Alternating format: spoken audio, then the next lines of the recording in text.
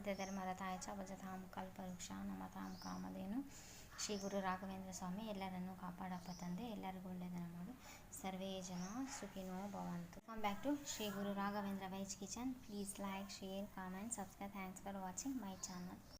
ಎಲೆಕೋಸು, ಇದು ಕ್ಯಾಬೇಜ್. ಎಲೆಕೋಸು ಕ್ಯಾಬೇಜ್, ಇದರಲ್ಲಿ ವಿಟಮಿನ್ ಕೆ ಇರುತ್ತೆ ಹಾಗೂ ವಿಟಮಿನ್ ಸಿ ಹಾಗೂ ವಿಟಮಿನ್ B12 ಇರುತ್ತೆ. ನೆಕ್ಸ್ಟ್ ಪೊಟ್ಯಾಷಿಯಮ್, ಮ್ಯಾಗ್ನೀಷಿಯಮ್, ಕ್ಯಾಲ್ಸಿಯಂನಂತಹ ಪ್ರಮುಖ ಪೋಷಕಾಂಶಗಳ ಸಮೃದ್ಧವಾಗಿದ್ದು ಈ ಕ್ಯಾಬೇಜ್ನಿಂದ ತೂಕ ಇಳಿಕೆಗೂ ತುಂಬ ಸಹಕಾರಿಯಾಗುತ್ತೆ ಮತ್ತು ಇದರಲ್ಲಿ ಜಾಸ್ತಿ ನಾರಿನಾಂಶ ಎಲ್ಲ ಇರುತ್ತೆ. ಜೀರ್ಣಕ್ರಿಯೆಗೆ, ಮೂಳೆಗೆ, ಆರೋಗ್ಯಕ್ಕೆ ತುಂಬ ಒಳ್ಳೆಯದು ಮತ್ತು ರಕ್ತದೊತ್ತಡ ನಿಯಂತ್ರಣಕ್ಕೂ ತುಂಬ ಸಹಕಾರಿಯಾಗುತ್ತೆ. ಇದರಿಂದ ಕ್ಯಾನ್ಸರ್ ವಿರೋಧಿ ಗುಣಗಳು ಸಹ ಇದರಲ್ಲಿ ಬರುತ್ತೆ. ಇದು ಜೀರ್ಣಕ್ರಿಯೆಗೆ, ಆರೋಗ್ಯಕ್ಕೆ, ಹೃದಯಕ್ಕೆ ತುಂಬ ಒಳ್ಳೆಯದಾಗಿರುತ್ತೆ. ಓಕೆ, ಇದನ್ನು ಉಪಯೋಗಿಸಬೇಕು. ನೆಕ್ಸ್ಟ್ ಇದರಲ್ಲಿಂದ ಚಾಟ್ಸು ಮಾಡ್ಬೋದು ಅಥವಾ ದೋಸೆನೂ ಮಾಡ್ಬೋದು, ಹೋಗಿ ಪಲ್ಯ ಮಾಡ್ಬೋದು, ಪಲಾವ್ ಮಾಡ್ಬೋದು, ಹಾಗೆ ಡಿಫ್ರೆಂಟಾಗಿ ಎಲ್ಲ ಮಾಡ್ಬೋದು. ಟೇಸ್ಟಿ ಆಗಿರುತ್ತೆ ತುಂಬ. ಇದರಿಂದ ಗೋಬಿನೂ ಮಾಡ್ತಾರೆ. ಓಕೆ, ಎಣ್ಣೆ ಅಥವಾ ತುಪ್ಪ ನೀವು ಯಾವ್ದು ಊಟ ಮಾಡ್ತೀರಿ ಅದು ಹಾಕ್ಕೊಳ್ರಿ, ಏನು ತೊಂದರೆ ಇಲ್ಲ. ಓಕೆ, ನೆಕ್ಸ್ಟ್ ಇವಾಗ ಲವಂಗ, ಎರಡು ಲವಂಗ ಹಾಕ್ಕೊತೀನಿ. ಓಕೆ, ಎರಡು ಲವಂಗ ಹಾಕ್ಕೊಂಡು ನೆಕ್ಸ್ಟ್ ಎರಡು ಚಕ್ಕೆ. ಓಕೆ, ನೆಕ್ಸ್ಟ್ ಸ್ವಲ್ಪ ಶುಂಠಿ. ಓಕೆ, ನೆಕ್ಸ್ಟ್ ಆನಿಯನ್ ಅಂದರೆ ಈರುಳ್ಳಿ. ಓಕೆ, ನೆಕ್ಸ್ಟ್ ಪುಲಾವ್ ಎಲೆ ಅಂತ, ಪುಲಾವ್ ಎಲೆ ಮೊದಲೇ ಹಾಕಬೇಕಿತ್ತು, ಮರ್ತುಬಿಟ್ಟಿದೆ. ನೆಕ್ಸ್ಟ್ ಹಸಿ ಖಾರ ಹಾಕ್ಕೊಂಡು ನೆಕ್ಸ್ಟ್ ಆಮೇಲೆ ಬಟಾಣಿ ಇದೆಲ್ಲ ನೆನೆಸಿರುವಂಥ ಬಟಾಣಿ ಕಾಳು ಹಾಕ್ಕೊಳ್ತೀನಿ. ನೆಕ್ಸ್ಟು ಕಡಲೆ, ಹಸಿ ಕಡಲೆ ಅಂತಾರಲ್ಲ, ಕಡಲೆಬೇಳೆ, ಅದು ಹಾಕ್ಕೊಂಡು ಎಲ್ಲದನ್ನು ಬಾಡಿಸ್ಕೋಬೇಕು. ಸ್ವಲ್ಪ ಹಸಿ ವಾಸನೆ ಹೋಗಬೇಕು, ಹೊಂಬಣ್ಣ ಬರಬೇಕು, ಅಲ್ಲಿವರೆಗೂ ಬಾಡಿಸ್ಕೋಬೇಕು.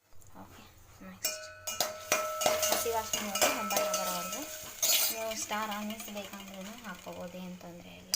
ಓಕೆ, ಇವಾಗ ಇದೆಲ್ಲ ಹೊಂಬಣ್ಣ ಬರಲಿ, ಹಸಿ ವಾಸನೆಯೂ ಹೋಗಲಿ, ಅಲ್ಲಿವರೆಗೂ ಸ್ವಲ್ಪ ಮಾಡಿಸ್ಕೊಂಡು. ಇವಾಗ ಇದು ಹುರಿತಿರ್ಬೇಕಾದ್ರೂ ಇವಾಗ ಇದಕ್ಕೆ ಕತ್ತರಿಸಿರುವ ಕ್ಯಾಬೇಜ್ ಹಾಕೋಬೇಕು. ಓಕೆ, ಕ್ಯಾಬೇಜ್ ಹಾಕ್ತೀನಿ. ನೀವು ಎಷ್ಟು ಜನಕ್ಕೆ ಮಾಡ್ತೀವಿ ನೋಡಿಕೊಂಡು ಮಾಡ್ಕೋಬೋದು. ಓಕೆ, ಸ್ವಲ್ಪ ಜಾಸ್ತಿ ಕಡಿಮೆನೂ ಮಾಡ್ಕೋಬೋದು. ಇದು ಸ್ವಲ್ಪ ಬಾಡಿಸ್ಕೊಂಡು ಇನ್ನೊಂದು ಸ್ವಲ್ಪ.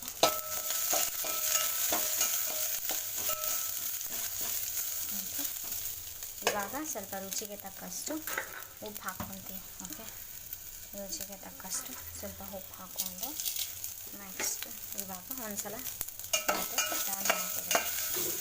ಟರ್ನ್ ಮಾಡಿಕೊಂಡು ನೆಕ್ಸ್ಟ್ ಇವಾಗ ಸ್ವಲ್ಪ ಟೊಮೊಟೊ, ಓಕೆ, ಸ್ವಲ್ಪ ಕತ್ತರಿಸಿರುವ ಟೊಮೊಟೊ ಹಾಕ್ಕೊಳ್ತೀವಿ. ಓಕೆ, ಟೊಮೊಟೊ ಹಾಕ್ಕೊಂಡ್ರೆ ಸ್ವಲ್ಪ ಇನ್ನೂ ಸ್ವಲ್ಪ ಬಾಡಿಸ್ಕೋಬೇಕು. ಇದನ್ನು ನೀರು ಹಾಕಿ ಸ್ವಲ್ಪ ಬೇಯಿಸ್ಕೋಬೇಕು, ಇಲ್ಲಾಂದರೆ ಹಸಿ ಹಸಿ ಆಗಿಬಿಡುತ್ತೆ. ಸ್ವಲ್ಪ ನೀರು ಹಾಕಿ ಬೇಯಿಸ್ಕೊಳ್ಳೋಣ. ಇದು ಸೊಪ್ಪೆಲ್ಲ ಬೆಂದಿದೆ. ಓಕೆ, ಸೊಪ್ಪೆಲ್ಲ ಬೆಂದ ನಂತರ ಇವಾಗ ರೈಸ್ ಹಾಕ್ಕೋಬೇಕು.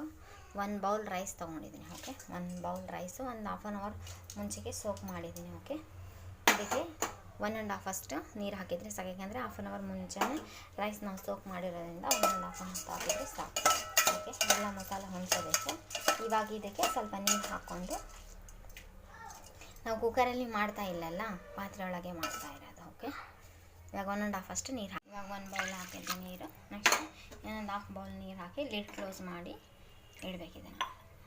ಓಕೆ, ಒಂದು ½ ಬೌಲ್ ಅಷ್ಟು ನೀರು ಹಾಕ್ಕೊಂಡು ಇವಾಗ ಇದಕ್ಕೆ ಲಿಡ್ ಕ್ಲೋಸ್ ಮಾಡಿ, ಕುಕ್ಕರಲ್ಲಿ ಮಾಡ್ತಾಯಿಲ್ಲ, ಕುಕ್ಕರಲ್ಲಿ ಮಾಡಿದರೆ 2 ವಿಸಿಲ್ ಸಾಕಾಗುತ್ತೆ. ಓಕೆ, ನಾನು ಕುಕ್ಕರಲ್ಲಿ, ಅದು ನೀವು ಕುಕ್ಕರಲ್ಲಿ ಊಟ ಮಾಡ್ತೀರಂದರೆ ಮಾಡ್ಬೋದು, ಏನು ತೊಂದರೆ ಇಲ್ಲ. ನೋ ಮಸಾಲ, ಯಾವುದೇ ಮಸಾಲ ಬಳಸಿಲ್ಲ. ಓಕೆ, ವೆರಿ ಟೇಸ್ಟಿ ಆಗಿರುತ್ತೆ, ತುಂಬ ಹೆಲ್ದಿ ಆಗಿರುತ್ತೆ. ಈ ಥರ ಪುಲಾವ್ ಮಾಡಿದರೆ ಡೈಲಿ ಟಿಫಿನ್ಗೆ ಏನು ರೆಡಿ ಮಾಡಬೇಕು ಅನ್ನೋದೊಂದು ಟೆನ್ಷನ್ ಇರುತ್ತಲ್ಲ. ಇದು ಲಂಚ್ ಬಾಕ್ಸ್ಗೆ, ಯಜಮಾನ್ರು ಆಫೀಸಿಗೆ ಹೋಗೋರಿಗೆ ಮತ್ತು ಸ್ಕೂಲ್ಗೆ ಹೋಗೋ ಮಕ್ಕಳಿಗೆ, ಅದೇ ಡೈಲಿ ಊಟ ಮಾಡಿದರೆ ಚಿತ್ರಾನ್ನ ಅದೆಲ್ಲ ಊಟ ಮಾಡಿ, ಪುಳಿಯೋಗರೆ ಊಟ ಮಾಡಿ ಬೇಜಾರಾದರೆ ಈ ಥರನೂ ಮಾಡ್ಬೋದು. ಹೆಲ್ದಿ ಆಗಿರುತ್ತೆ, ಯಾಕಂದರೆ ಇದರಲ್ಲಿ ಕ್ಯಾಬೇಜ್ ಹಾಕಿದ್ದೀನಿ. ಕ್ಯಾಬೇಜಿಂದ ಏನೇನು ಉಪಯೋಗ ಅಂತ ನಾನು ಆಲ್ರೆಡಿ ಹೇಳಿದ್ದೀನಿ.